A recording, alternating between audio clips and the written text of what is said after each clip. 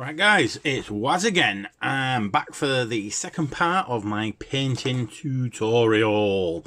Right, so what have I done so far? So we've got to this stage. If you've watched the first video, if you haven't watched the first video and you're wondering how I got to this stage, go back and watch the other video. So what I've done now is all I've done is painted up some of the detail on this thingy gun, Cromlech Def gun. Is it a Def gun? I can't remember what they call it. Shotgun power, whatever it is. It's on Cromlech's website anyway, and it is a really nice model. Yeah, really nice model. So I've painted up some of the detail, and now what I want to do is add the red paint, and this is the easiest way I do it, and I can't think of any other way to do this bit.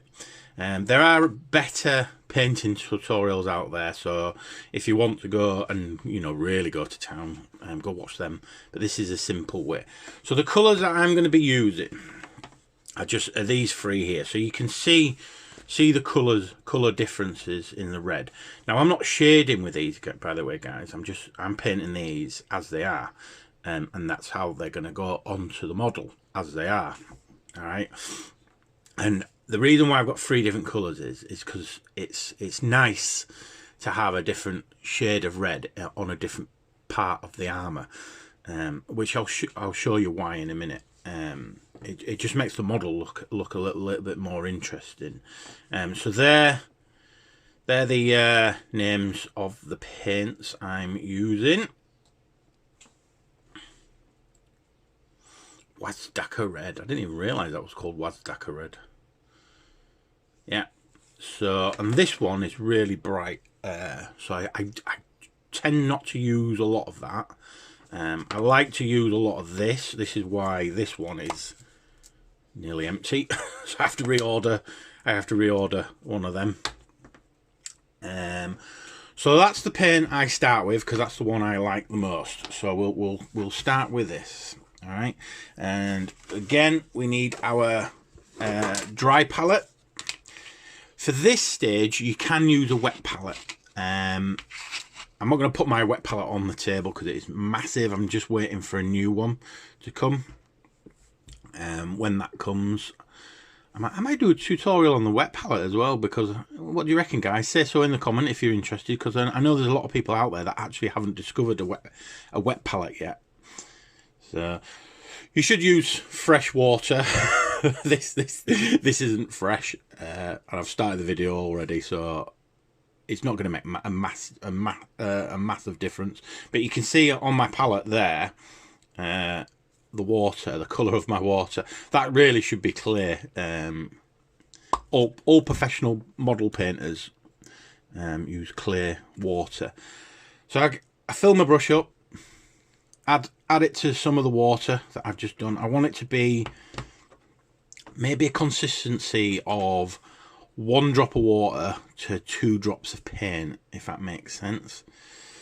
And then the way I imagine what the orcs are going to do is get their little paintbrushes and paint the model themselves. So I don't want to load up the brush too much either. So I have got some toilet paper here, or some kitchen roll, sorry. So I'm going to take some of the paint off the brush, and then I just want the tip wetting, and then all we do then is paint. Oh, concentrating now. Really hard to paint in front of a camera.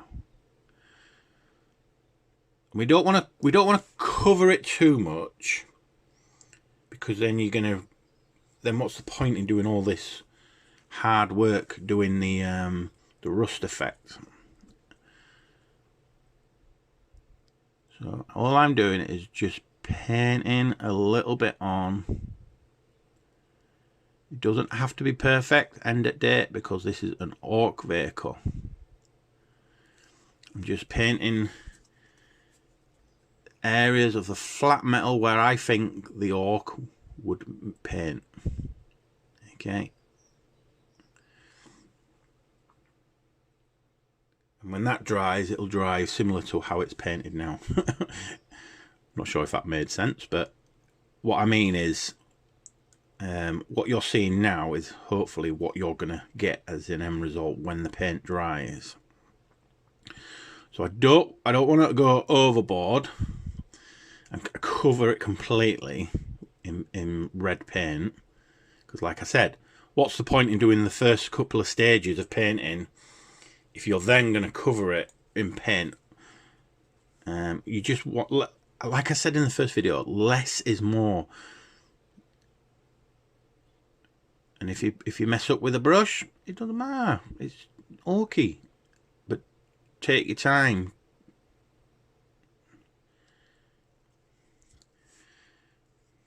I keep going back to the paint. You put my tip of the paint in the brush into the very wet paint, watered down paint. Okay, so that'll dry. Well, you can see the top part is already dry. I'm going to go across now to this side. I know this is nice and bright at the moment, but I'm going to add some ink wash to that white to make it look dirty. So again, if it's a real tight nook and cranny, just put a little tiny bit of paint on it. Don't have to be. You don't have to go to town. See, I'm finding it hard now to get into this little area here. So I'm only going to put a tiny amount of paint into that little area. And again, a little tiny amount of paint into that area there. So I'm trying not to talk too much while I'm doing this, because I just feel like I'm repeating myself to you guys, and you just, all you want to do is watch me paint. I don't really know what to say to you while I'm doing this. So, hey, did everyone catch Steve-O's video? My interview with Steve-O, 6+ Steve-O. Really good interview. Felt so comfortable doing that with him. Okay, so again, less is more. Gonna keep saying that until you all repeat it back to me. So put a little bit of paint in there, a little bit of paint in there. I can't believe how steady my hands are. I've said that now, I'm starting to shake. Okay, so this is going to be the hardest bit now. See, when I was growing up, I was taught dry brushing. Everything was dry brushed. First layer was painted, second layer was dry brushed, and I never learned to do this layering, shading thing. I was always taught dry brushing. So how am I going to get in there? Carefully, I think. So I'm just, see this little tiny area that I'm trying to paint in now. Again, you don't need to cover it in paint. It looks pretty good. So this side should be dry now, near enough, look. So look how good that looks now. So my plan is now to put a different shade of red around this window. Some of these parts here, just putting a blob of paint on it, just to make it look a bit different in the red colour, I suppose. So I'm going to do that now. I don't want to put paint on this edge here because that's got a lovely highlight. I can see the highlight there, it's lovely. So I'm just adding a tiny amount of paint because, like I said a minute ago, what's the point in doing all that dry brushing and all that weathering paint, weathering with the rust, if you're just going to cover it in red paint?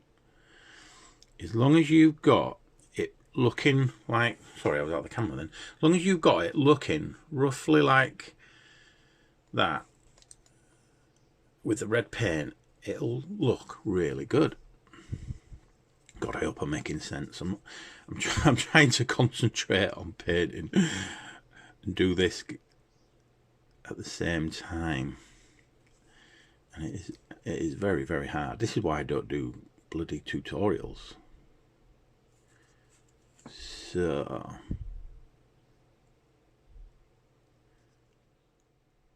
here we go. So I've tried not to put too much paint in the areas of this end bit here, because the end bit there looks really good with the weathering and the yeah, with the weathering, the rust and the metal. It looks fantastic. I'm actually really liking this model. Cromlech really do make some of the best resin models out there. Yeah, that looks pretty cool. The way I painted the ball thing at the end, by the way, is I started off with dark green and then I dry brushed it with a lighter green, almost to this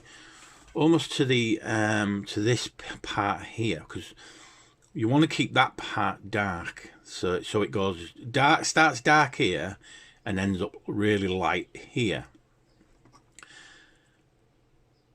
Has that gone blurry? If that makes sense. Yeah, so dark there, light here. So all you do is keep dry brushing it, and mixing a bit more white into it, and dry brush, mix more white until this end here starts getting white, and then, but you don't want it too white, because if you want to do this like lightning effect, crackle, you know, as an electricity type thing, you can do it like this. I've seen this done with blue as well. what I've done here, and the blue looks cracking as well. It's you know, it's proper, the blue proper pops. I did highlight these cables and stuff. I might have to, when I do the ink wash in a bit, I'll come back and highlight them as well. I did put a magnet in there as well, in there just to hold it on there a bit better, so it doesn't come off.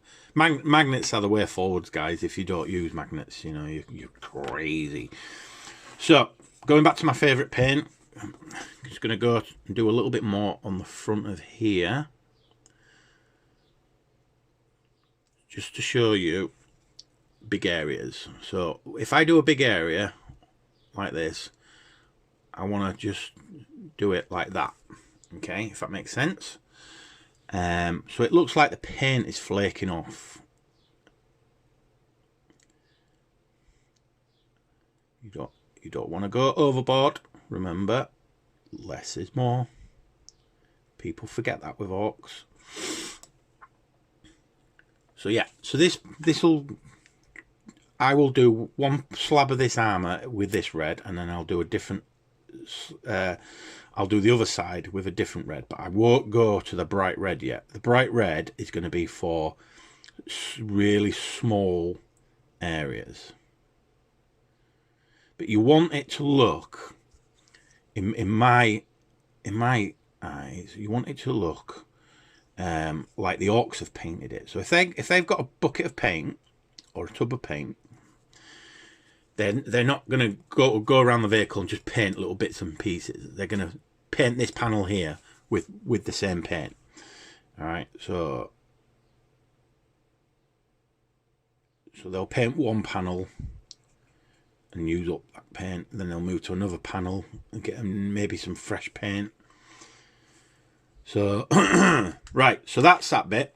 I'm going to find another paint.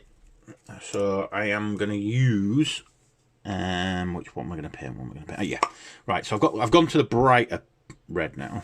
So again, just getting some water.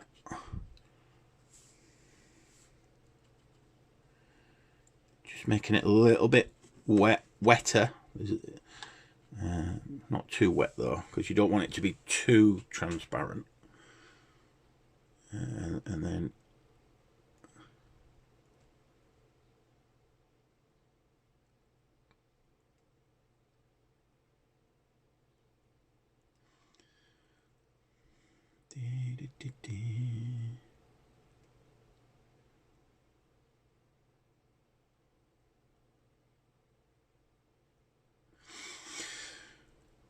So I'm just adding a little tiny bit of paint to these areas. Again, I don't want to go overboard, because what's the point in weathering the whole model if we're just going to bang loads of red paint on it?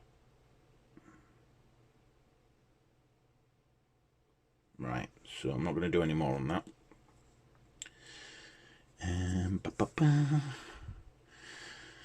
So we're going to find a panel. So this panel here, and I'm just going to add a little tiny bit of paint in the middle of it. I don't want to cover the whole panel, sorry. I don't want to cover the whole panel. I think this paint is just a little bit too wet. I'm just mixing it up a bit better.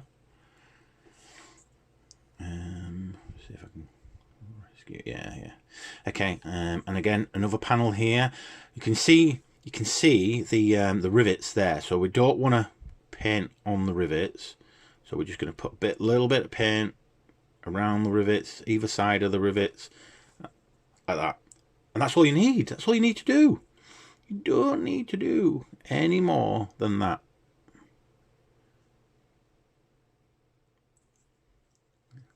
There you go. One more panel there, look. So this is the really bright red that I use. So I'm only going to do a couple of panels in this red. Okay. Yeah. So you can see on that panel there, all right, that how little I've put on it. So so you can see that the weathering on the sides, on the edges, on the rivets, the weathering is still there. Okay. So that's dried now, so that's nice, and that's looking all right now. So what I can do with this now is, with these rivets here, I can maybe get some oh, I forgot what it's called, Nurgle rot stuff, and maybe put like a dribbling down these things, or get some brown paint or something. I'll show you that in a minute anyway on the third video. So what I'm going to do now is I'm going to go away and I'm going to paint the rest of this model in the red, and then I'll show you at the end what I get, and then I'll do another video on how I do my weathering with the yucky messy stuff that I use to make it look a bit more weathered. All right, guys, back in a bit.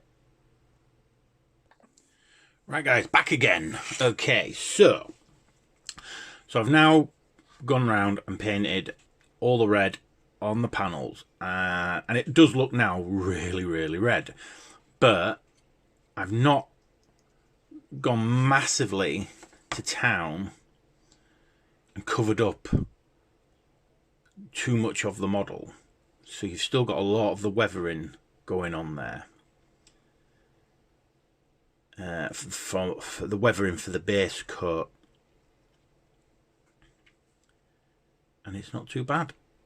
So now what I have to do is I have to dirty up the model by adding some of the other weathering stuff I have. You can use weathering powders, you can dirty it up that way, but I will show you my techniques on how I make the model a bit more weathered and that. So this is now stage 2, and then I'll do another video for stage 3.